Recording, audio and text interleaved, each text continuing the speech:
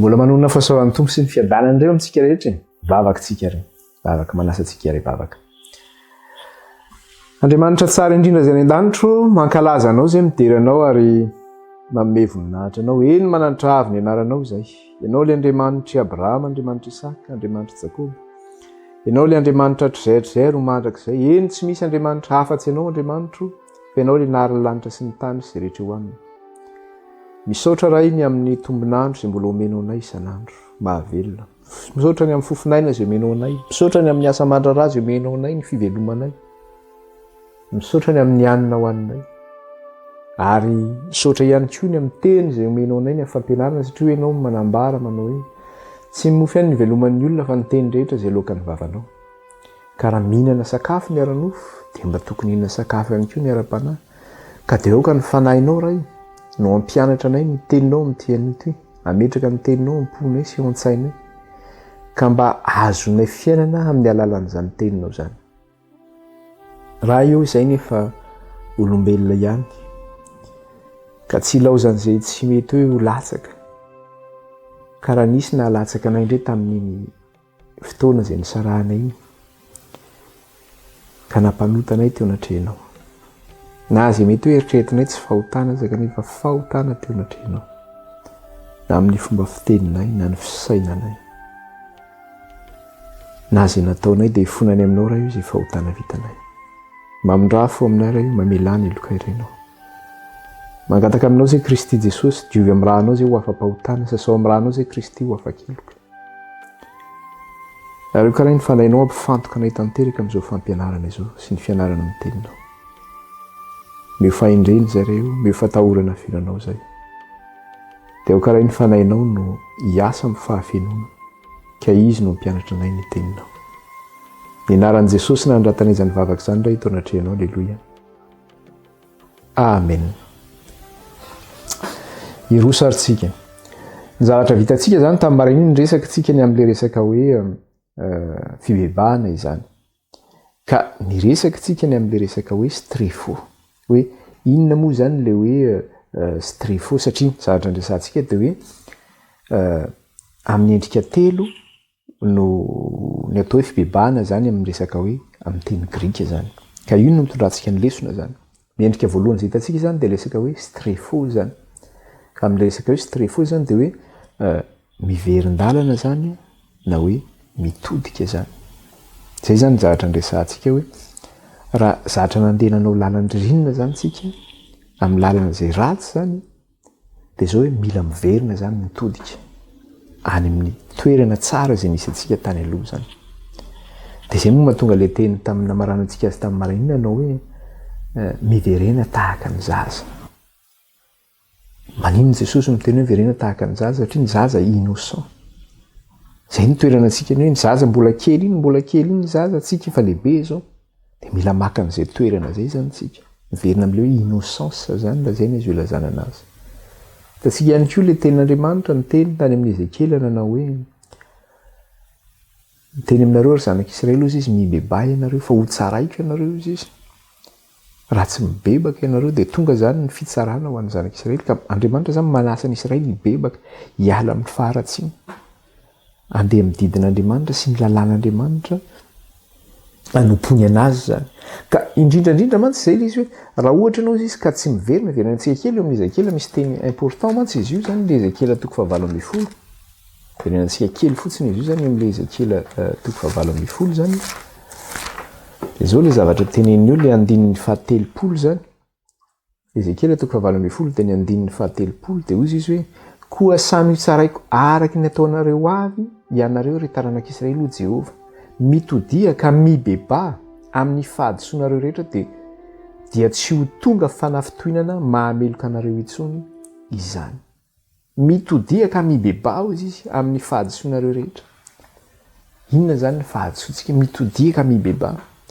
zany hoe miala amin'iny faharatsiana nisy atsika izy zany fa raha ohatra zany tsika tsy miala amin'iny dia inona zavatra teneniny teo zany samy ho tsaraiko araky nataonareo avy ianareo ry taranak'Israely ho Jehova zany rehefa tsy mibebaka zany io dia anao ny fitsarana zay koa nefa ny teny azon'ity fiangonana Efesosy ity zany raha iverenantsika kely le teny aty amin'le apokalypsy toko faharoa zany de ahoana izy eo amin'le apokalypsy toko faharoa io zany iverenantsika kely izy io de eo amin'le andinin'ny fahadimy izy de zao noteneniny amin'le andinin'ny fahadimy io ahoana izy eo amin'le andinin'ny fahadimy koa tsarovy izay nitoeranao fontsim-bola lavo ka dia mibeba ka manaova ny asa voalohany fa raha tsy izany de ho avy aminao ao ka amindra ny fanaovanjironao hiala amin'ny fitoerany raha tsy mibebaka ianao.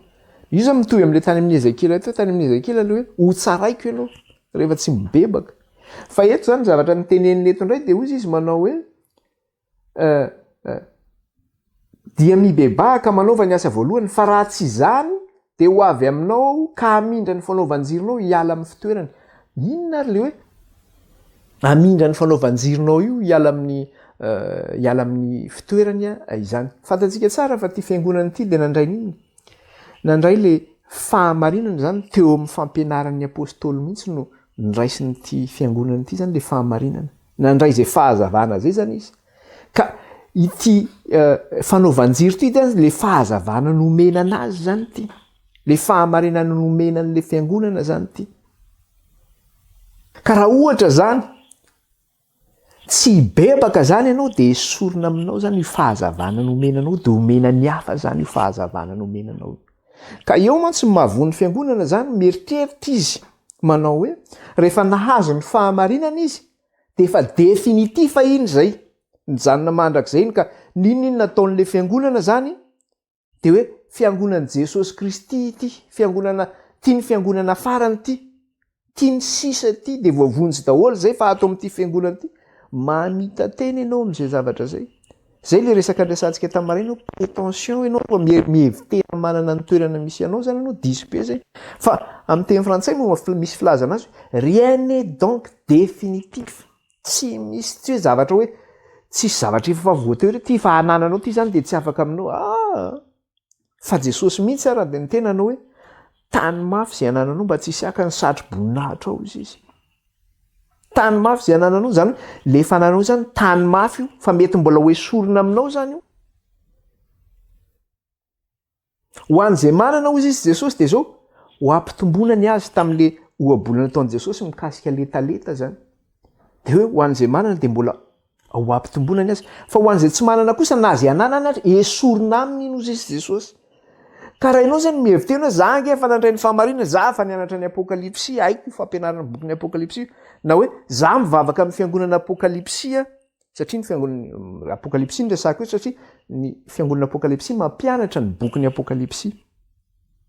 Ka raha ohatra ny raisiko tsy sanatria hoe aza raisitsika hoe mitsara ny fiangonana apokalypsy fa mandray zany hoe fiangonana apokalypsy ary zany mitory ny fiangonana apokalypsy mitory ny fampianarana boky ny apokalypsy ka ny fiangonana apokalypsy no mihevitena manao hoe zay nge fa mpampianatra ny boky ny apokalypsy ainay io.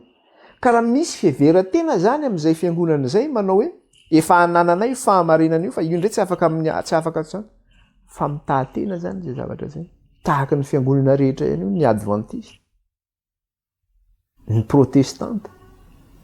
Ao moa zany raisika androany ny fiangonana protestante ny luthérienne ohatra de hoe nandray ny fampianaran'ny Lutera ny luthérienne. De rehefa nandray ny fampianaran'ny Lutera izy de nieritreritra hoe efa ananany le fahamarinana. Misy ange fahamarinana nomen'Andriamanitra amin'ny fotoanany, misy fahamarinana nomena tamin'ny andron'ny Lutera zany. De raisina amin'ny andron'ny Lutera zay fahamarinana zay. Ka raha ianao nefa zany no mihevitena manao hoe rehefa tsy avy amin'ny Lutera le fampianarana de tsy izy zay. Mamita teny ianao zany amin'izay zavatra zay. Satria ny fahamarinan'Andriamanitra ny faminaniana de misy foana ny faminaniana. Misy zany satria ny faminaniana mantsy de tenin'Andriamanitra io zany. Ny faminaniana de misy foana zany. Ka nisy ny faminaniana izay omen'Andriamanitra tamin'ny andron'ny Lutera, fahazavana izay nomena azy, nahafahany nanao réforme tamin'ny andron'ny réformation religieuse zany. De ahafahany nanao an'izay réforme zay, tsy izy ihany nanao an'izay fa maro nanao ao Calvin, ao Jean Hus, ao Jérôme nanao an'izay fanavaozana ara-pivavahana zay. Fa ny fahamarinana zany de zao hoe Andriamanitra mameny iny amin'ny fotoanany. De eto zany ny zavatra anankiray de zao hoe rien n'est définitif. Tsisy hoe zavatra efa hoe ty zavatra ty fa ananako ka de mijanona amiko mandrak'izay ty zany. Diso be tsika am'izay. Na inona ny toerana nisy an'le fiangonana na inona. Na hoe satria fiangonana voalohany ty resahantsika ty de fiangonana madio zany ty, fiangonana tsy misy pentina zany ty fiangonana ty. Na de atao hoe fiangonana madio le fiangonana io. Rehefa tsy mitazona an'izay famarinana ananany zay izy. De nahoana? Very ihany zay zavatra zay. Zay no mahatonga leo amin'ny Korintianina voalohany miteny.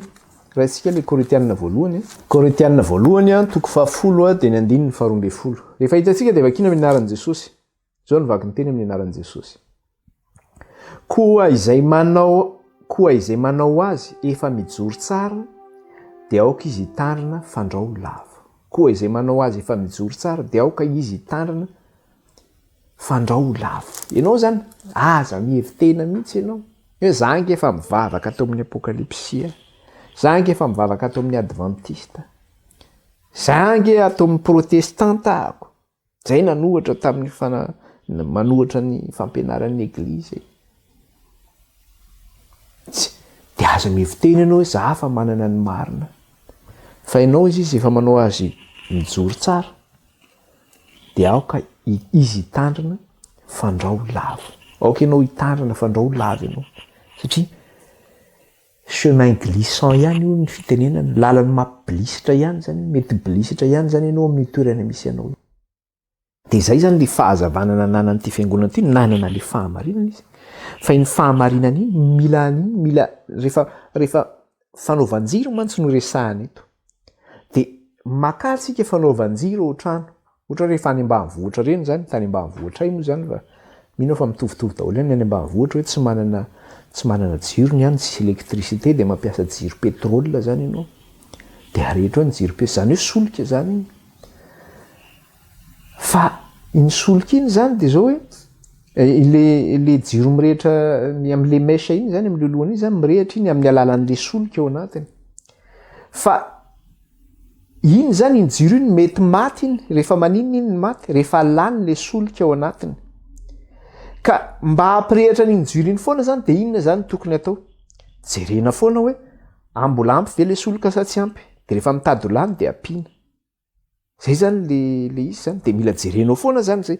Fa tsy hoe ty de maharitra mandrak'izay ty fa tsy lany mihitsy de ohatr'izay mihitsy ny resaka hoe finoana sy ny fanarana ny famarinana ny tenin'Andriamanitra. Mety lany zany hoe mila entreteniavanao zany io zavatra io. De amin'ny fomba ahoana no ahafahanao mi-entretenir zany le flamme mba ahafahanao mampirehitra ny jiro foana? Ny fianaranao ny tenin'Andriamanitra, ny fiambenanao am-bavaka isan'andro, ny famonjena cellule de prière, ny fanaovana ny asan'ny Tompo. Zany manao mampirehitra ny afo io zay. Fa rehefa ohatra ka manomboka ka mivavaka ianao, tsy de mivavaka tsony ianao. Any amin'ny Daniel any misy an'izay teny zay hoe Daniel de mivavaka intelo isan'andro izy natren'Andriamanitra, mideran'Andriamanitra araka ny fanaony. Zay zany ny fanaony Daniel, miampina izy. De mamanontany antsika hoe mba mahavita na indray mandeha isan'andro ary mba mahavita ve tsika? Mba mahavita ve tsika mianatra ny tenin'Andriamanitra io? Alohan'ny atory ve tsika rehefa tonga ny hariva de mba mahavita mivavaka mianatra ny tenin'Andriamanitra, sa hoe rehefa atory lozana nijery tele de variana tele de reraka ny tele de na fotoana ivavahana raha tsisy tsony tonga de mitsofoka any ambofandrina de matory. Fa zany fiainantsika zany ny fiainan'ity Eglizy ity zany. Nanomboka ny ena tsikelikely le hafanana atao aminy, ena tsikelikely. Raha tsy mibebaka ianao izy de esoriko aminao fanaovan-jiro. Zany hoe miala mihitsy zany le fahamarinana zany esorina am'le fiangonana zany. Ka tsy hoe fiangonana natsangan'Andriamanitra izy io, satria tamin'ny alalan'ny apôstôly niara nandeha tamin'Andriamanitra de hoe iny no miano aviny. Diso be zany. Be deaibe no miteny zany, ty fiangonana ty nge naorin'Andriamanitra ty. Ty nge samby fiaran'Andriamanitra ty. De izy zany tena mifikitra am'izay filazana zay fotsiny zay hoe Jesosy ny nanorina an'ity fiangonana ty. Nefa le fiangonana io na zavatra misy efa tsy ao anatin'ny lalan'Andriamanitra tsony. Satria Andriamanitra manana refy mandry Andriamanitra, misy refy ny fiangonan'Andriamanitra. Io refy io antsoina hoe norme io zany. De io norme io io zany eo anatin'le fahamarinan'andriamanitra ao anatin'ny soratra mbola iresaka lavabe amin'ny resaka hoe norma itsika na refy zany atsoina hoe maridrefy zany ka rehefa ivelan'io refy io zany ianao le olona zany mieritreritra zay nge fa ao am' jesosy eo anatin'le refy ange zay e mivoaka amin'io refy io le olona izy tsy tonga saina hoe fa nivelana izy fa ny zavatra ao sainy fotsiny zao ty fiangonana ty naorin' jesosy ty de mieritreritra izy voavonjy satsia naorin' jesosy ty ora olona de miteny amintsika raha zany miteny antsika Israely anizy Israely vadin'izany Israely nefa izany nandany Israely Andriamanitra ny nandany Israely vadin'Andriamanitra Israely fiangonan'Andriamanitra Israely nefa io no nivakitsika teo amin'ny Ezekely nanao hoe ho tsaraiko ianao raha tsy mibebaka ho tsaraiko ianao raha tsy mibebaka de tsika ve araka le teny tamin'ny maraina nanao hoe itsika le oliva sauvage na hoe oliva dia zany zay nakambana tamin'le tena oliva de tsika indray no miteny hoe tsy nge naorin'Andriamanitra fa ngany Israely tsy naorin'Andriamanitra nga tsy fiangonan'Andriamanitra Israely de aza mamita tena fa diso am'izany tsika tsy migarantina ina na iny zany filazantsika hoe zange adventiste zange efa mitandrina ny sabaty ny fanarahanao ny soratra masina no mavonjy anao tsy ny maha-apokalypsy anao no mavonjy anao tsy ny maha-protestanta anao no mavonjy anao na ny filazanao koa ny maha-katolika anao tsy izany no mavonjy anao fa rehefa tsy manaraka le fahamarinana nomena zany ianao tsy mitazona an'io zany anao tsy mientretenir-an'io zany ianao de inona ny zavatra mitranga mety ho lavo zany ianao ary ny farany de esorina aminao le fahazavana zay nomenanao raha nomena mission ianao hoe andana toroiny bokyny apokalypsy ohatra maneran-tany na omena mission ny andana toroiny bokyny ny andro farany ny afatry ny anjely telo maneran-tany ka rehefa ianao raha tsy mijoro amin'le fahamarinana hina ny afatry ny anjely telo torinao io ina moa zany afatry ny anjely telo zany zany no fampianaran'ny adventiste zany hoe afatry ny anjely telo zany de ny afatra voalohany am'izay de hoe mahatahoranaandriamanitra ka ome voninahitra izy fa tonga ny anjo fitrarana ary miankofy anylohan'izay nanao ny lanitra sy ny tany sy ny ranomasina ary ny loha rano zany hoe fiatsona ivavaka amin'andriamanitra ka raha ianao ary ao amin'io fiangonana io ny tsy manaraka zay tenenin'io afatry ny anjely telo nefa mivadika amin'ny teny zay natao ohatra hoe mety matahotra ny enjehany ianao de miala am'izay fifanekena nataotao zay satria ao anatin'izay teny zay misy an'le teny manao hoe ravarava babilôna lehibe ny zavatra misy anefa de zao to lasa manomboka me miverina miaraka amin'ny babilôna indray ny zavatra misy de ahoana zany de raha ianao zany miverina amin'ny babilôna de mieritreritra ve zany ianao hoe fiangonana naoriny tompo ty zany de tsika ihany mamaly azy eo fa za tsy miditra lalina am'izay de tsika koa miteo amin'ny apokalypsy koa raha miteny apokalypsy zany zay manana ty fanambarana ny bokyny apokalypsy ty tena nomena tokoa zany ananany apokalypsy fanambarana bokyny fa raha miala amin'ny zavatra voasoratra ao fampianaranao amin'ny bokyny apokalypsy ao amin'ny fiangonana apokalypsy mihitsy zany hoe maridrefy eo amin'ny toko faraky amby folo an'ity bokyny apokalypsy ty raha mivoaka amin'ny refy ianao de vita mialatsiny efa indramo kely le tenin'ny paster hoe coupe zozo tsy zany no tenin'izay fa mindranao fa raha ianao no miala amin'io de anjarantsika manontany tena ary tsika niala ave tsika tamin'ny maridrefy sa tsy niala ave tsika sa tsy niala nahoana ny tsy voatory maneran-tany le fampianarana ny bokyny apokalypsy inona ny antony zany zay ngely izy raha ianao zany mieritreritra hoe manany fahamarinana io kanefa lava ianao zany de zao esorina aminao i mission nampanaovina anao io nomenan'ny Lutera nge zany mission zany koa e tamin'ny fanavaozana ara-pivavahana e nomenan'ny Lutera izany ary tena nyroborobo ny fanavaozana ara-pivavahana fa rehefa maty Lutera mbola nanovy any luteriana nanjanona izy tamin'ny fampianarana azy azony fa tsy nitohizany zay de nanahoana io le tonga am'le fitenenana hoe mbola ianarantsika eo manana anarana ho velona kanjo maty any ozy izy. L'émission zany nijanona l'émission zany. Nieritreretana hoe ho velona le izy nefa maty. Iny le fahazavana zany. Satria tsy nipoiza izy. Tsy Lutera ihany fa ny protestantisme rehetrarehetra zany. Miresaka tsika ny tantaran'ny fiangonana ao efa niteny ateto hoe aoka rentsika tsy ho tezitra raha misy ny fananarana. Fa ny zavatra resahana rehetra dia fankasitrahana ataon'i Jesosy miresaka fananarana ary miresaka torohevitra ihany koa Kristy. Ka hiresaka tsika mikasika an'izay. Rehefa tonga any fiangonana Sardisy antsika dia resaka momba ny resaka hoe fanavaozana ary-pivavahana io hiditra tsara amin'itsika. Mbola mitomaka any amin'ny Philadelphie izy rehefa avy eo zany mbola hiresaka an'izay zany. Fa aoka zany tsy sihevitena mihitsy manao hoe za efa nahazo an'ity fahamarinana ity dia Jesosy olona fa miala aminao io. Ohatra ny ialany io tamin'ny Israely ihany ny ialany io. Mitovy ihany. Andriamanitra jeny maha-Andriamanitra marina azy ary Andriamanitra mpitsara marina azy. Tsy hoe rehefa Israely dia ho ataoko an'izao ty. Tsy hoe rehefa protestanta dia ho ataoko an'izao tsy rehefa adventiste na apokalypsy dia ho ataoko. Ny Andriamanitra rehefa marina dia marina. Io tsy aroroam-paratsiana zareo. Andriamanitra, aoka Andriamanitra no marina. Fa ny olona kosa ny aoka nataoko mpandainga ozy izy. Ny olontsika tsy marina, Andriamanitra rery ihany marina ka zay. Arao ny fahamarinana. Tsika zany sur un terrain glissant ny fitenenana amin'ny lalana mibilisatra ihany tsika rehefa tsy mitandrina tsika dia mitsingidina tsika. Mila fitandremana io, fiambenana mbalaka. Jereo le solika, mbola ampy ve le solika ao? Mbola mirehitra ve le fanaovan-jiro? Fa rehefa tsy mibebaka ianao izy dia ao ny esorina zany io fanaovan-jiro. Eo ihany koa ho an'ny membre n'le fiangonana. Aoka tsy tena za fa membre n'ity fiangonana ity ah.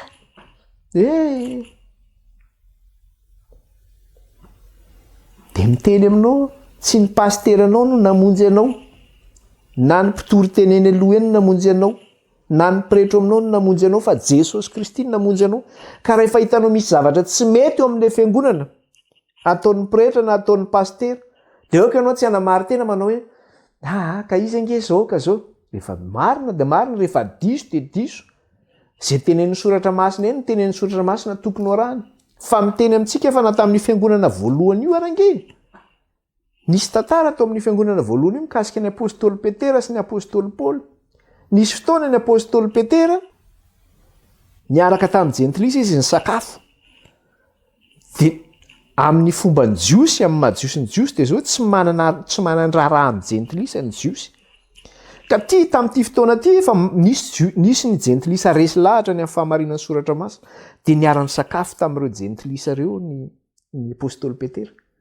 Tonga avany anefa nisy jiosy sasany niditra niaraka tamin'ny apôstôly Paoly zany niaraka tamin'ny Petera teo, dia nisy jentilisa hafa niaraka tamin'ny zareo teo, dia niara-ny sakafo teo zareo. Nisy jiosy anefa zany tonga tapoka avany niaraka tamin'ny zareo teo, jiosy kristianina koa zany reto. Dia tonga teo zany, rehefa tonga teo zareo reto dia zao hitan'ny Petera le izy dia nisitaka molamora niala teo amin'le jentilisa izy, nanava-tena zany hoe za tsy miaraka amin'ny jentilisa. Fa hitan'ny Paoly izy dia ozy izy tenen'ny Paoly masy izy. Ino ny ty ataonao izy? Ianao izy mijudaïze ny jentilisa. Inona moa hoe mijudaïze ny jentilisa? Hoe ianao mandresy lahatra ny jentilisa ho tonga jiosy. Zay le hoe mijudaïze. Ianao mandresy lahatra ny jentilisa ho tonga jiosy. Ianao izy mijudaïze ny olona. Kanefany raha ianao indray no manao ny fomban'ny jentilisa ozy izy, maninona ny judaïzenao ny olona ozy izy? Io zany hoe fomba ny jentilisa, zany hoe ratsy zany zay fomba hoe manava-tena zay zany. Tsy hoe mahita jiosy ianao avany satria hoe ny jiosy misy ny jiosy tsy inona le mbola voaresy lahatra zany dia mbola mitondra le fampianarana nentina avy amin'ny testamenta taloha zany. Dia hoe tsy manandraraha amin'ny jentilisa, fa reto ange zavatra tsy atsonatsona hoe jentilisa satria nahoana? Efa resy lahatra izy, efa nandray an'i Jesosy Kristy izy ho tompo sy mpamonjy ny fiainany. Ka rehefa nandray an'i Jesosy Kristy izy ho tompo sy mpamonjy ny fiainany zany dia zao hoe tsy misy tsonona jiosy na grika na andevy na tsy andevy, fa iray ihany izy ireo ao amin'i Jesosy Kristy tompo. rehefa nandray an' jesosy zany de iray ihany. De rehefa nandray an' jesosy zany de zao rahalao amin'ny tompo io. Ka na misy josy hafa miditra any na miara-mihinana amin'ny jentilisa reo kristianina ange jentilisa miara-mihinana io. De nitenen'ny apôstôly moa fa apôstôly Paoly mafy Petera nanao hoe iny ty ataonao ty miatsara velatsehinao ry Petera ozy izy. Maninona ianao mijudaise ny olona nefa ny ataonao manohatra ny fampianaran'ny Kristy ozy izy. Tsy mety ange zao zavatra ataonao zao ozy izy. De eo zany le zavatra tiana tenenina teo hoe aoko tsika tsy hoe rehefa membre ny fiangonana de hoe voavonjy ninona zavatra efa be deaibe ny zavatra hitanao tsy mety eo amin'le fiangonana. De ozy ianao satria za to amin'ty fiangonana ty manaraka ahy. De eo sasany ny teny manamarina am'le soratra masina manao hoe eno izy lazay ny mpaminany ho ny fitenenana. Karaha lazay ny mpaminany rehefa tsy mifanaraka amin'ny soratra masina ntsony de manaraka zany ianao. Ho arahanao zany zay zavatra zay. Miala tsiny aminao. Ty ihany rehefa mivoaka anatin'ity de mivoaka ny refy zay ty ihany ny fahamarinana tsisy. Ka aza mamita tena ao ny soratra masina ihany no mavonjy, Kristy irery ihany no mavonjy.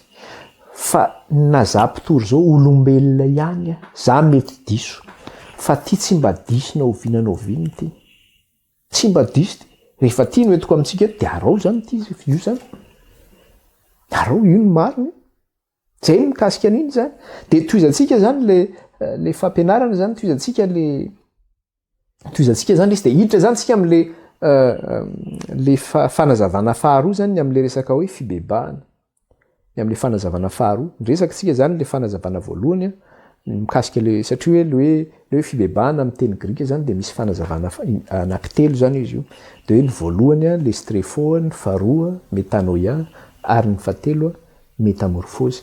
De le strefo moa efa nresantsika teo le hoe miverina zany any mitodika zany hoe miverina am'le hoe fitiavana voalohany zany. Miverina amin'ny toerana zay mbola tsy nanotanao zany fa nandraisanao an'le fahamarinana. Le fahazavana nisy anao teo aloha iny zany niverenanao. Le fahazavana iny zany ifikiranao zany. Mila mibebaka zany ianao mba hiverenanao am'izay toerana zay. Tsy hiditra lala am'izay tsotsinga fa resaka ndraitsika zany le faharoa zany fanazavana faharoa zany kasika le fibebahana de hoe metanoia. Ary tsy driko tsara izy io zany teny grika zany izy io. Metanoia. Inona ara le metanoia? Metanoia zany de nalaina tamin'ny teny anankiroa zany izy io. Meta plus noia. Meta plus noia. Ny dikan'le hoe meta zany de hoe miova. Dikan'le hoe meta zany de hoe miova. Misy fiovana zany miova.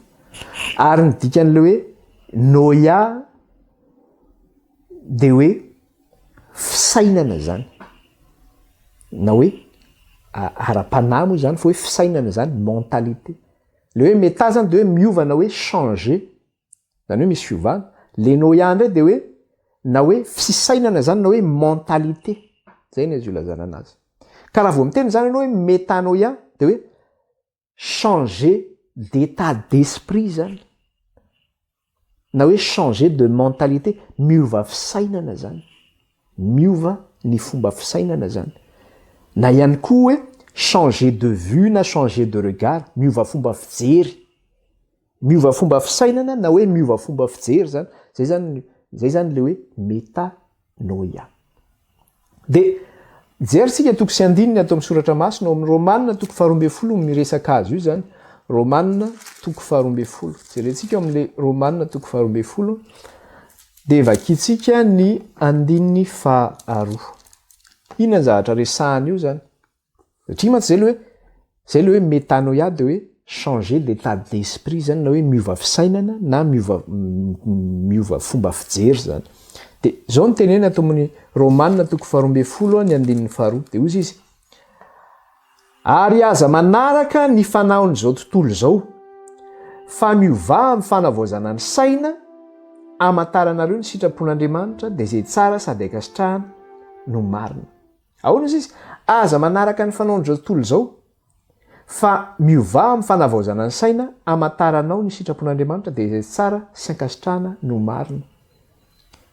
Zao tontolo zao zany de zao manana ny fomba fanaony zao tontolo zao. na miresaka fomba sakafo io, na miresaka hira enona io, na miresaka film jerena io, na émission amin'ny télé jerena io. Eo amin'izao tontolo izao dia manana ny fetiny izao tontolo izao, misy karazana fety eo amin'izao tontolo izao. Izao tontolo izao dia manana filana maro samihafa, izay fampifinaretan'ny nofo sy ny filany misy eo amin'izao tontolo izao zany. Amin'izao tontolo izao dia misy ny spectacle n'izao tontolo izao. Ao ny resaka hoe karazana divertissement zany. Ohatra ny hoe ny resaka hoe football, ao ny resaka reny rindrakira misy mampandihy fitombenana reny. Ao ny hira izay mamoafady koa, tena miteny ratsy mihitsy ny hira, misy hira mamoafady reny, misy hira rap reny dia tena miteny ratsy mihitsy, manompa, miinsulte. Zany eo amin'izao tontolo izao zany zavatra zany. Dia hoy izy hoe aza manaraka ny fanaon'izao tontolo izao izy fa miova amin'ny fanavaozana ny saina.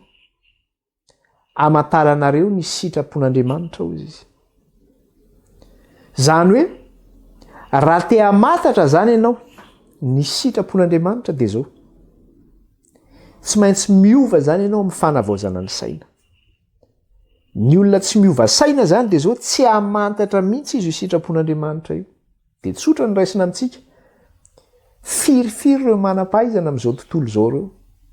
Mamaky an'ity baiboly ity dia manao azy hoe manam-pahalalana sy manam-pahendrena izy. Dia zany zavaina izy zao. Fahalalana amin'ny maha-olombelona ihany. Satria nahoana tsy mietra izy eo anatrehan'Andriamanitra hamantarany ny sitrapony. Io zany tsy sokafan'Andriamanitra ny sainao raha tsy mangataka amin'Andriamanitra. Raha tsy miova saina zany ianao tsy fantatrao ny zavatra ao anatin'io. Raha tsy manaiky hovan'Andriamanitra saina ianao tsy fantatrao ny zavatra ao anatin'io. Raha mbola amin'izao tontolo izao zany ny fisainanao, ny zavatra ataonao, ny fiainanao dia tsisy zavatra fantatrao amin'io. Fa amin'ny fotoana izay anoloranao ny tena Andriamanitra te hiova, te hanompo anao, mangataka amin'Andriamanitra ianao hanovanao. Mangataka amin'Andriamanitra ianao satria ato anaty tsingy ny fandriny hoe hanao ny tsara. Fa ny ratsy izay tsy sitratsika no ataontsika eo amin'ny fiainantsika. Satria fantatsika tsara fa tsy amin'ny herin'ny tenantsika no ahafahantsika mandresy ny nofo sy ny filany ary ny faniriana. Fa io herin'Andriamanitra io, angatahana io. Dia Andriamanitra no miasa ao anatintsika amin'ny fanavaozana zany. Ka zao zany mila manolo tena zany ianao hoe ahoana izy ilay zavatra niteneniny teo hoe aza manaraka ny fanaon'izao tontolo izao tsy maintsy miditra amin'izay état d'esprit zay zany ianao. Miditra amin'izay fotom-pisaina zay ianao. Andriamanitra te hiala amin'izao fomba fanaon'izao tontolo izao izay zavatra tsy mety eo amin'izao tontolo izao. Te hamantatra ny sitraponao.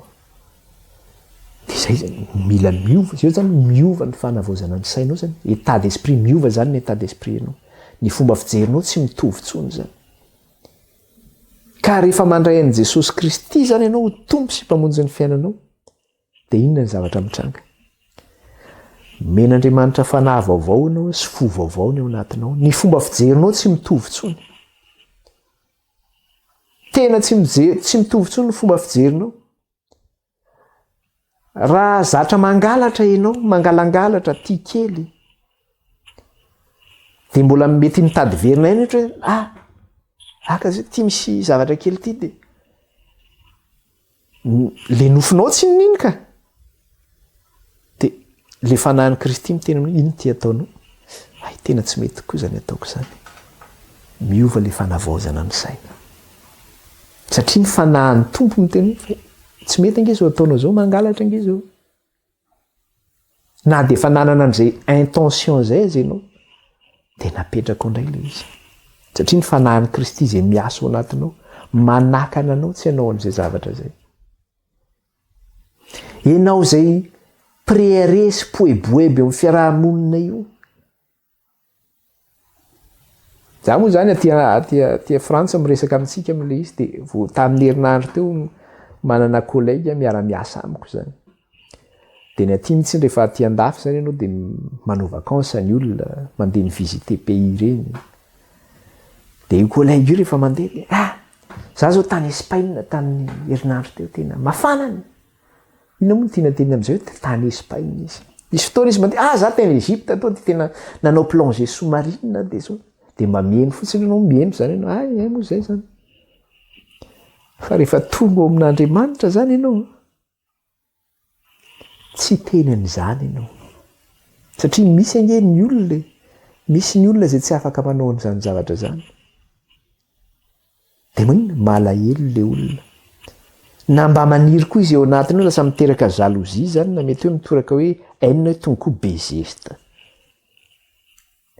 de io ny anisan'ny zavatra maratsy nyity Facebook ty satria eo Facebook de inona ny zavatra misy alefo daholo tary amin'ny restaurant zay lalatsiny fa za moa zany malaza ny Madagasikara vao mivoaka le hoe KFC tany amin'ny KFC zay de ty le sary eo amin'ny KFC inona poulet zay poulet croquette mihinana an'iny miaraka am'le barquette misy frite le izy de ny sasany hoe tany amin'ny KFC ry zalahy de samy mba maka sary eo sasany ray tary amoron-dranomasina tary anany tsara zany toerana zany na Nosy be indray zao malaza lasa ny Nosy be zany tsara zany toerana zany de ao moa zany mety hoe misy sasany mandeha ao anatin'le piscine ao de misy bar ao anaty piscine de miaraka am'le TSB kely de ahoana ianao amin'ny TSB iny zany sanatria hoe mifosana hoe mankala fa le zavatra tiana tenenina eto zany de hoe miova ny fanavaozana zay zany le hoe eo am'izao tontolo zao raha mbola am'izao tontolo zao zany le olona de normal zany zay zavatra zay tsy anomezatsiny zay satria zay ny fanaon'izao tontolo zao fa rehefa tonga ao amin'Andriamanitra zany ianao de miova ianao am'izay fotom-pisainana zay ianao koa nge mba teanao mba mahita le olona anao de mba tiako anao za koa mba tanana mba te ampiseho zany ianao za koa nge mba nandeha tary amin'ny montagne notre zao de ty mba misy lanezy fa rehefa nahan'ny tompo miteny aminao ino ty ataonao de apetraka izy tsy mety ozony tompo fa aloha tsy apetraka tsy mety ohatrany ianao koa mba mirehare zany akory tsy miteny hoe tany amin'ny montagne fa ohatra raisina zany zay zavatra zay hoe ianao koa mba halay mpanandra indray hoe ampiseho hoe za tanao ty taty amin'ny anina fa ny fanahin'ny tompo manahaka anao satria manao miova amin'ny fanavaozana ny saina zany ianao ao koa misy olona resy lahatra rasista de tena rasista mihitsy izy ao ny sasany tsy tia mainty mihitsy misy kofona mihitsy misy kofona mihitsy miresaka ko hoe zao raha olona ao am' Jesosy ka misy an'izany hoe mainty na fotsy fa iray ihany eo am' Jesosy Kristy ao ny sasany tsy tia sinoa mihitsy ao ny sasany tsy tia arabo mihitsy io moa filazany zareo azy aty andafy aty ny gasy rehefa mahita an'ireny arabo reny de hoe tavana ozy izy zareo satria tsy tia ny ataony hoe tavany ny anarany mialatsiny reto de ao koa ny sasany le zany fomba am'izany toetra zany ka mba tsy hanaratsy olona tsony rehefa am' Jesosy Kristy ao koa ny sasany tamin'ny nisy fotoana mbola vao jeune tonga taty Fampianarana taty de ny gasy zany rehefa le mifanena reny rehefa mandeha sendra mandeha métro zany ianao mandeha métro iny ianao de rehefa tonga ny mpisava satria misy misava reny mitondra titre tsiny ianao rehefa mandeha train zany na mandeha bus zany na mandeha métro zany de mitondra titre reny ianao be zany de mitondra titre iny zany ianao sehoinanao hoe zange manana abonnement de iny be anao zany sisy fisavana de betsaka ny gasy manisy ty manao grobaka zany raha zay ny azo isana misaoty tamboho mitsofoka ohatra zalava tsy mandoa vola de vao mahita izy hoe reny le mpisava de hoe zalahy mialany ny kisoa le ty ohatra ny tsy teo hoe ahoana ny fomba ialana am'ty rehefa tratra moa de tratra de zay ataony dralahy io kisoa le mpisava hoe mialany ny kisoa izy hopainy zany le izy hoe hopainy fa rehefa tonga ao am' Jesosy ianao de manahoana tsy misaoty tamboho tsony ianao fa nalafo ara le izy de mandoa ianao kinona moa ny azo atao zany de rehefa mba voasava ianao de mba tsy manompa tsony fa de zay ny asan'le olona io ny asany misavanao ny asany tsy hanompa azy hoe kisoa tsony ianao io kisoanao misy zao tena mahalala n'izany mihitsy hoe tena zany mihitsy le nataoko zany mihitsy samy mbola mba jeune ihany ange teto mandeha moa zany ny tantara raha miresaka kely tsika eto zany fa zany zany resaka hoe miova amin'ny fanavaozana ny saina zany de miova zany ny fomba fisainanao, miova zany ny fomba fisainanao. Ka ny olona zany rehefa tena tonga amin'ny fibebahana de inona zany no zavatra misy? Manana fiadanana zany izy eo amin'i Jesosy Kristy. Ka izy mieritreritra hoe ho samborin'ny olona rehefa satria ara-dalàna izy manao zay araka ny rariny sy nitsiny izy ny ohatran'ny tompo. Na de eo ara le nofo mitosika azy io anaovany ity fa na amin'ny tompo manaka anazy. Satria nahoana? Ampy fiambenana izy. Ampy fianarana ny tenin'ny tompo izy. Fa rehefa tsy ampy ao anatiny zay zavatra zay, mety lava ihany izy, mety menjera ihany izy. Zay le hoe mila ambenana mandrakariva zany. Mivavaha mandrakariva ka aza mitsahatra ao izy. De resaka ny fahatelo farany sika. Ny amin'le resaka hoe fibebahana zany, iresaka le fahatelo farany sika de ny heviny fahatelo zany le fibebahana de hoe métamorphose. Inona indray ary zany le hoe métamorphose? Le métamorphose zany de hoe transformation na changement d'une forme à une autre. Zany hoe le métamorphose zany endrika ivelany zany miova zany, miova endrika, miova bika zany. Zany hoe endrika ivelany zany tena hoe miova bika, miova endrika zany. Changement d'une forme à une autre. Na hoe transformation zany. Ianao ty zany raha za zany zao ohatran'zany ohatra ho zany. Manao kavinila zany de manao kopom-bolo sola be ty ilany ty de ty ihany misy volo ohatran'zany matsy lamodiny jeune koa zany. De manao ino izy ty manao collier be sy ny karazany. Manao peratra be reny le ohatran'ny feno misy rojo be amin'ny tanany, ny tenda sy ny rehetrarehetra. Fa rehefa nandray an'ny tompo zany ianao, miala daholo, miala ny kavinila, ny volo atao tsara bango tsara satria hoana manome voninahitra ny tompo ianao. Miova zany. Zany hoe d'une manière évidente, zany hoe d'une manière visible zany, hita hoe tena niova mihitsy. Zay le hoe métamorphose. Amin'ny endrika ty ivelany zany, raha olona zany mpiaraka taminao taloha, mahalalanao tsara hoe ohatran'ny ahoana ange iny rôliny taloha, mpifoka sigara ange iny, mpitaingy tamboho ange iny, mandrom-bony ange iny. Iny ange ka mpijery vidéo be iny. Iny ange ka vocal ange iny. Ohatra ho zany. Zako tsy miteny hoe zany nataoko. Fa mba naditra koa taloha mba misy ditra ihany rehefa jeune moa de manao ny adalàna misy karazany zany. Fa rehefa ianao zany tonga amin'ny fibebahana de zao miala zay toerana nisy anao zay zany. Ny endrika ty ivelany zany tena miova mihitsy ianao hitan'ny olona gaga ny fiarahamonina. Ohatra anankiray hoe nisy raisiko izy ty misy olona anankiray zany izy ty rastamanina.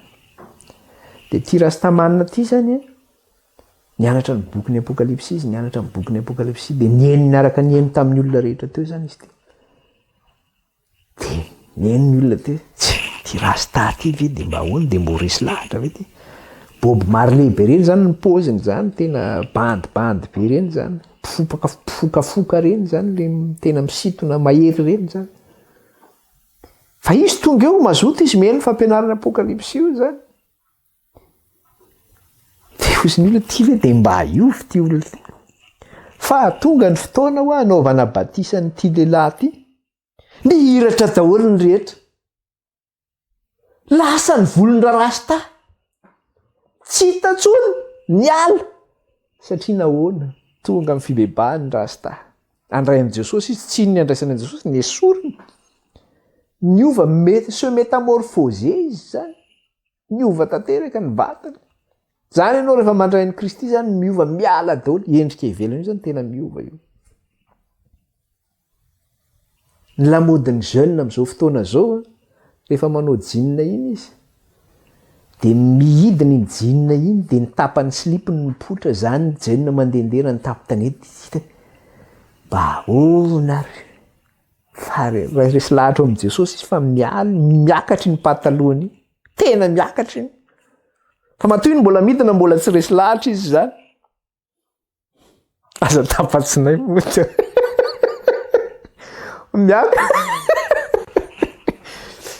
Miakatra iny miakatra iny pataloha iny. zay le izy fomba mibandy zay fomba mibandy jilajilamboto amin'ny tanàna sy ny karazany miakatry ny pataloha zay zany rehefa tonga amin'ny fibebahana marina zany ianao de miova ny fomba fiakanjonao, miova ny endrika hoe ty ivelany. Raha ohatra olona be makiazy be kavina be mandray ny Jesosy, satria amin'ny Jesosy Kristy mantsy de misy le hoe fahamontinana zany, hoe ahoana moa zany, misy mantsy ny fomba fiakanjo kristianina koa, fa io ny zavatra am'izao fotoana zao zany le izy de tena lasa ohatrany hoe banalisenao ny fitenenana hoe na ny kristianina raha zao de mitovy am'izao tontolo zao, na ny fomba fiakanjo sy ny fomba fiaina. Ianao ve raha mba mijery fotsiny ianao ny an-dalana de milaza izy hoe kristianina de nanankiray jentilisa fa tsisy mahasamihafa azy tsony ange zao. Ay na kristianina ve zao de lasa misy vehivavy de mikakasana iny lohany iny. De gaga ianao.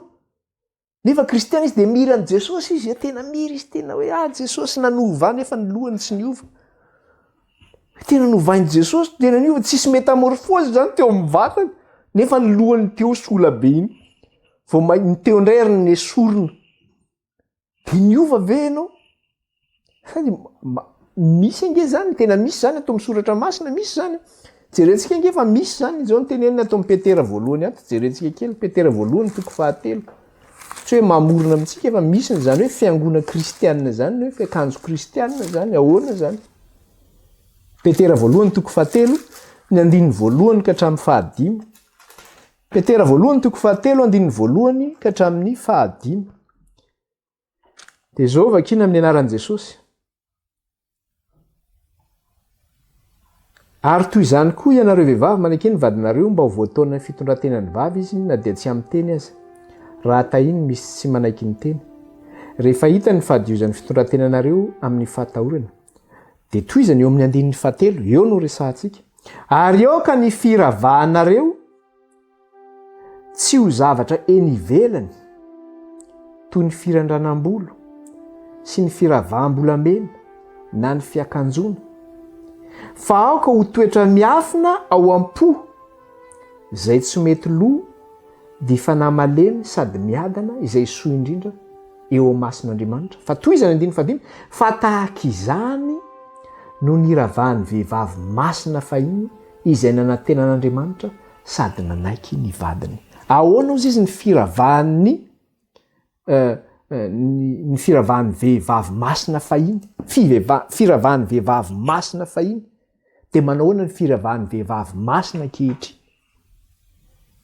De zao ny ataon'ny olona manao hoe ka tsy ny baiboly ange ozy izy, tsy ny baiboly ange ozy izy de nanaraka toetrandro e.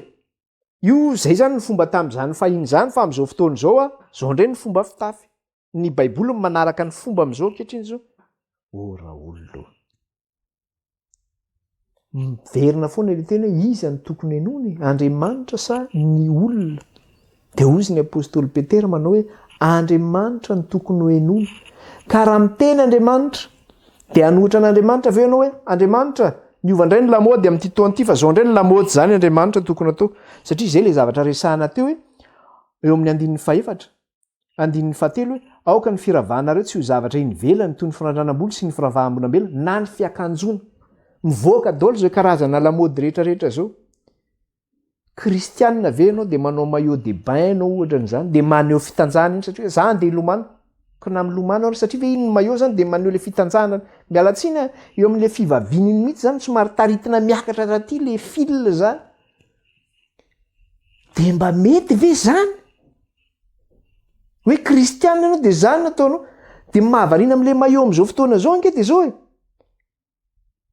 Eto amin'ny kibo eny misy maillot, ny ambony eto zany zany. Fa aseho daholo ny mampiseho fitanjahana rehetrarehetra. Aizaka ny tena misarona zany.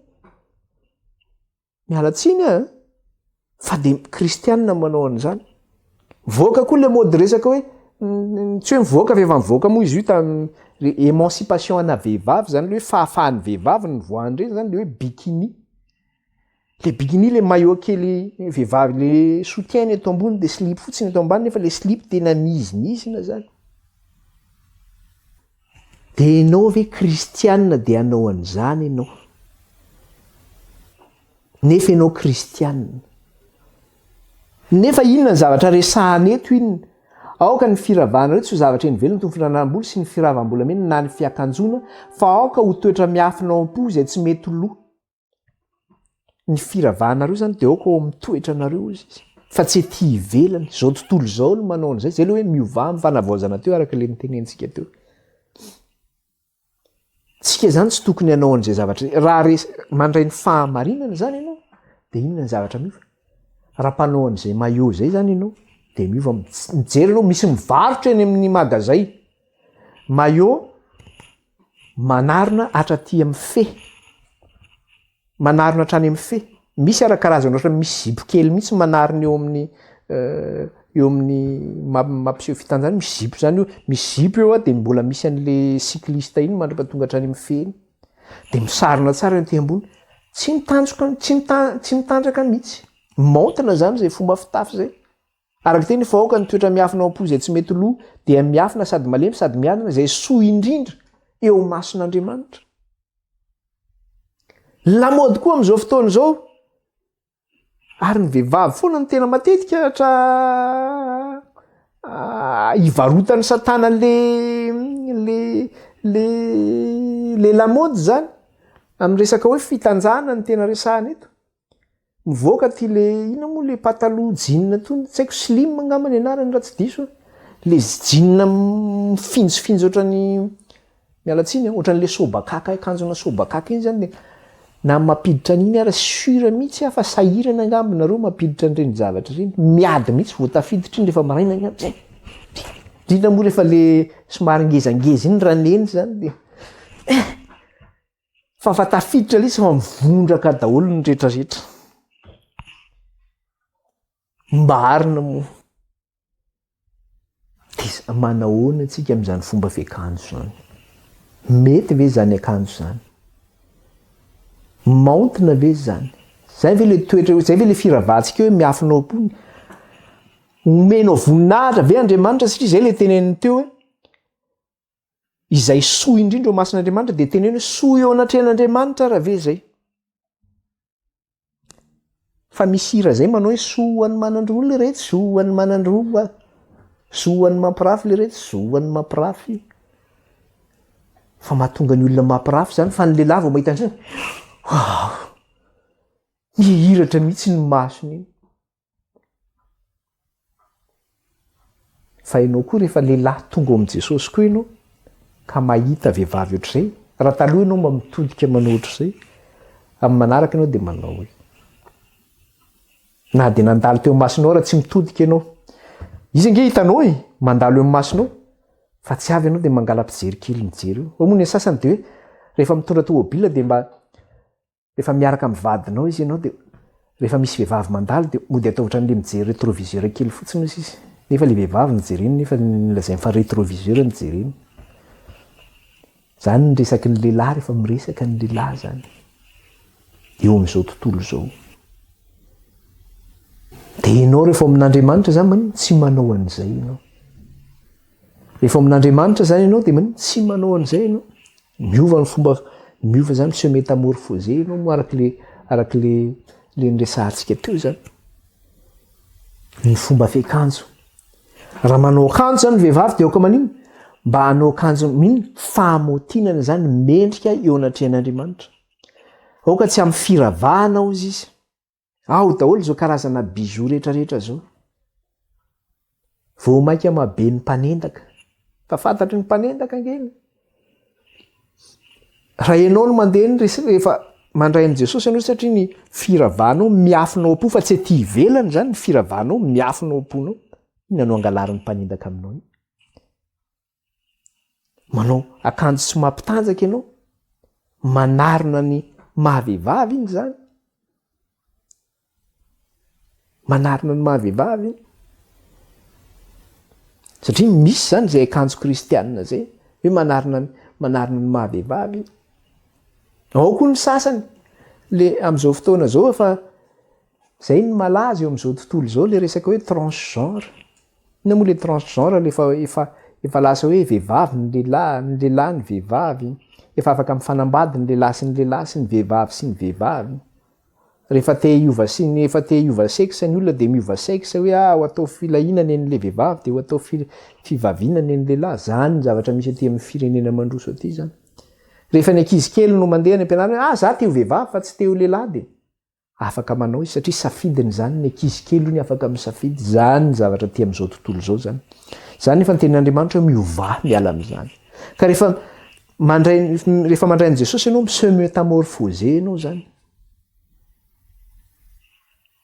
Tsy avy ianao lehilahy de hanao akanjom-behivavy ianao. Fa manao akanjon-dehilahy ianao. Tsy hanao akanjom-behivavy mihitsy ianao.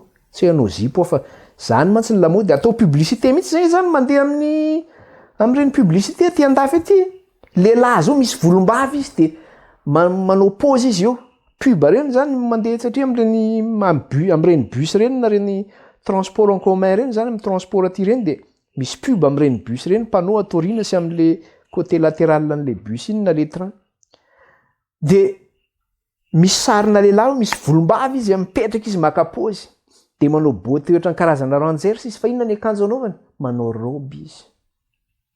Zavatra misy amin'izao zany zarina amin'iny zany sain'le olona zany mba manao an'izay hoe afaka ny lehilahy koa afaka manao an'izany zao fa aoka ny lehilahy izy tsy hanao akanjo behivavy ary ny vehivavy tsy hanao akanjo lehilahy. Misy lalàna atao amin'ny soratra masina tany amin'ny testamenta taloha mihitsy zany. Fa ao koa ny sasany mety hiteny zany tany amin'ny testamenta taloha zany fihinanarana an'izany. De manontany antsika mety eo mason'Andriamanitra ve zany? Tsy mety zany. Deutéronomie 2:20 no miresaka an'izay zavatra zay. Deutéronomie 2:20 no miresaka an'izay zavatra zay. Vakitsika kely aty amin'ny Deutéronomie aty tsika zany. 2:20 dia maraparana le lesona tsika efa mandeha be le fotoana zany. Deutéronomie 2:20 de ny 15. Vakitsika aminaran'i Jesosy. Aoka ny vehivavy tsy hitafy ny fitafian-dehilahy ary aoka ny lehilahy tsy hitafy ny fitafiam-behivavy fa fahavetavetana eo mason'i Jehovah Andriamanitra ao zay rehetra manao izany. Ahoana sika veriko tsara? Aoka ny vehivavy tsy hitafy ny fitafian-dehilahy ary aoka ny lehilahy tsy hitafy ny fitafiam-behivavy fa fahavetavetana eo mason'i Jehovah Andriamanitra ao izay rehetra manao izany. Raha ianao zany manao akanjo-behivavy fahavetavetana zany zay. Tsy soa eo anatrehan'Andriamanitra zany zay zavatra zay. Tsy soa eo anatrehan'Andriamanitra zany zay. Tsy azonao atao zany zay. Fantatsika zany zavatra vetaveta zany. De asehoka antsika kely an'io zavatra vetaveta amintsika de ho hitantsika izy. Ohatra fotsiny.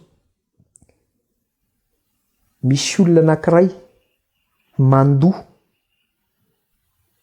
Eo an-dalana io zany izy de mandoa de misy alika eo akaikiny eo de mihazakazaka ny alika de mihinana ny lohan'le olona. Tsy maharikoriko anao fa zany tonga de na ianao mihaino anara mety mihoaka ianao miteny hoe maly. De ohatr'izany ny zavatra hitan'Andriamanitra, ohatr'izany zavatra hitanao zany. Tonga de maly olo sy maharikoriko anao ohatr'izany le zavatra. Zany ny fahitan'Andriamanitra ny hoe lehilahy manao akanjo-behivavy sy ny vehivavy manao akanjon-dehilahy. Zany ny zavatra misy. Aoka zany ny fitafitsika eo izy teo amin'le verenantsika kely izy teo amin'ny Petera voalohany zany. Petera voalohany 1:7. Petera voalohany 1:7. Raha isika kely izy teo 9:4. De ahoana izy? 9:7. Aoka ny firavahanareo tsy ho zavatra eny velany toy ny firandranam-bolo sy ny firavahambolamena na ny fiakanjona ho izy.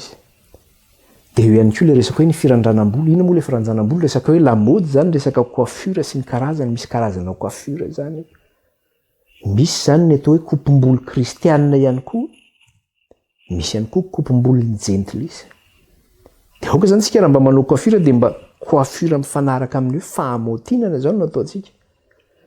Fa tsy hoe kakasana daholo ty ilany ray manontolo ty de tiany asiana. Na hoe araka le teneny teo vehivavy de sola be le vehivavy, maonty ny olon'Andriamanitra ve zany? Tsy hoe le vehivavy, raha ohatra indray le vehivavy teny hoe tsisy volo noho ny aretina zavatra hafa zay. Fa hoe fananiana kakasana mihitsy no ohatra zany. Na hoe ny lehilahy kakasana daholo ny sisiny ty de eto ampovoany eto asiana volo matsokotsoko sisa tavela eto. dia mba montana eo anatrehan'Andriamanitra ve zany? Tsy montana zany. Na eo amin'ny resaka le akanjo nresantsika teo dia hoe fahamotinana ve manao akanjo vehivavy manao finjofinjo mampiseho fitanjahana zany? Dia aoka zany tsika mba hanao akanjo manarina ny fitanjahana iny. Zay nge mahatonga betsaka ny vehivavy kristianina manao robe izy na manao zipo izy hatreo amin'ny lohalika eo zany. Satria hoe mba manao akanjo famotinana zany izy, maneho famotinana. Dia avy ny olona eo amin'izao tontolo izao. Dia efa raneny, efa lasa raneny fa manao robe. Na hoe efa manao zipo. Efa tena mibilisatra. Ianao ndray zany no mibilisatra. Satria nahoana? Ny toe-tsainao nge tsy mitovy amin'ny toe-tsain'ilay olona intsony satria rehefa nandray ny Kristy ianao dia miseho métamorphosé. Na ny fomba fiakanjonao raha miova ny vehivavy zany lasa manao zipo hatreo amin'ny lohalika. Ny aty ambony zany tsy manao le karazana ohatrany hoe décolleté hoe ny eo amin'ny tratranao ny vehivavy le col iny midina hatraty amin'ny elakelan'ny nono aty iny dia hita daholo. Misarika ny maso. Fa mba idina ny col zany mba tsy mampiseho hatrany amin'ny nono. Mba idina ambonimbony ny col. Mba tsy manao akanjo mizizina koa ny ambony mba mampiseho tratra mba malaladalaka mba hita mba miafina mihitsy zany. Tena hoe montana zany ny fomba fitafinao. Fa iresaka be, mbola iresaka be anio tsika rehefa tonga any amin'le hoe fandrefesana ny tempoly ny 2020 mbola iresaka anio tsika manahoana zany. Hoe ahoana zany resaka hoe fitafy kristiana zany. Fa eto moa nahatonga antsika niresaka le izy zany dia resaka le hoe miseho métamorphosé ianao rehefa mandrain'i Jesosy Kristy miova bika. Miova mihitsy ny endrika eo ivelany zany. Hita mihitsy ianao tena niova mariny raha mity. Tena niova. Iny ange tsy ohatr'izao taloha. Tena niova. Ety ivelany zany tena niova mihitsy zany izy. Zay ny lesitsika ary tamin'ity anio ity zany. Fa tapitra ny fotoanantsika dia toizantsika zany faranantsika izay resaka fibebahana zay zany amin'ny manaraka zany. Ka hiaraka hivavaka tsika hisaotra an'Andriamanitra hamarana ny fotoana amin'ity anio ity. Hivavaka tsika ry. Jehovah Andriamanitra raha io. Mankalaza anao zay midery anao ary manome voninahitra anao. Eny manandratra avy ny anaranao zay raha io hatramin'izao ka ho mandrakizay. Misaotra raha iny nampianaranao anay ny teninao. Misaotra ny amin'ny tombony izay mbola nomenao anay tamin'ity an'ity. Soratra ao am-ponay raha iny ny teninao ary ataovy eo an-tsainay. Esory eo anatinay ny fovato ka meo fonofo izay. Ary aoka Andriamanitra mba hiova amin'ny fanavaozana ny saina izay hamantarana ny sitraponao. Tsy hanarahanay ny fanao amin'izao tontolo izao. Ka midira Jesosy eo am-ponay, ao an-tsainay. Midira eo amin'ny fiainanay. Fa raha manjaka ao aminao izay Jesosy, manjaka ao aminay ianao Jesosy, dia miova tanteraka tokoa izay. Satria efa natsoina ho zanak'Andriamanitra. Dia raina ny anaranao raha hikalazay ny anaranao. Misaotra tompony amin'ny teny izay nomenao indray tamin'ity anio ity. Dia apetraka sahady eo am-pelantananao ireny fotoanany manaraka mba tsy hisy rombahany Satana ny izany na dia kely aza. Dia raina mandrakizay ny anaranao raha io amin'ny anaran'i Jesosy. Alleluia. Amen. Zay indray ary ny fotoanantsika dia saorana ny tompo lehibe dia misaotra antsika ihany koa naharitra ny fampianarana. Fanao fotoana indray tsika amin'ny manaraka zany ohatra ny mahazatra amin'ny manaraka indray. Babay daholo.